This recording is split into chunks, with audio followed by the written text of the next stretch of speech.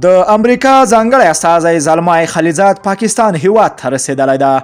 په سلامونه مو هرکلی کوم دوستانو، خدای دې وکړي چې جوړ او روغ اوسئ. د مطلب د شرکېدو نه مخکې دغه ویډیو راسره تر پای وګورئ. د افغانستان سولې لپاره د امریکا ځانګړی استازی زلمی خلیل د پاکستان د بهرنیو چارو له وزیر شاه محمود قریشي سره کتلي دي.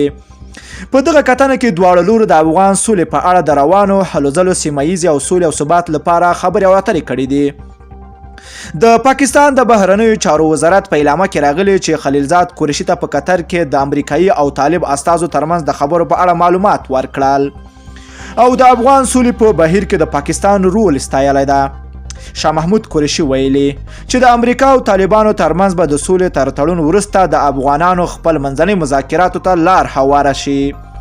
په بیان کې راغلی چې پاکستان به په افغانستان کې د سولې لپاره خپلو هلو ځلو ته دوام ورکوي.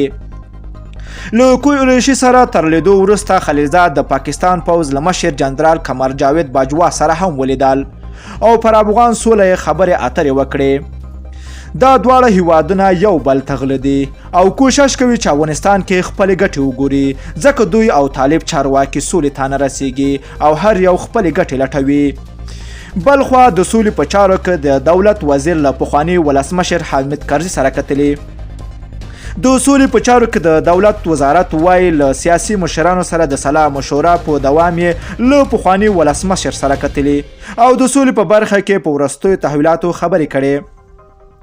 چارواکي وایي په دغه ناسته کې د سولې په تړاو په راتلونکي اقداماتو هم سلا مشورې وشوې. خدای دې وکړي دوستانو چې تل همداسې سلا مشورې وسي او د افغان سولې دپاره تل همداسې کارونه وسي. دوستانو که چېرته مو ویډیو خوښه شوې نو لایک او شیر کړئ. که غواړئ له تازه او دقیقو معلوماتو خبر شئ نو د لمر پریس یوټیوب چینل حتما د سره سبسکرایب کړئ. نور مو په پاک رب سپارم. الله مل شه، خو وخت درته غواړم.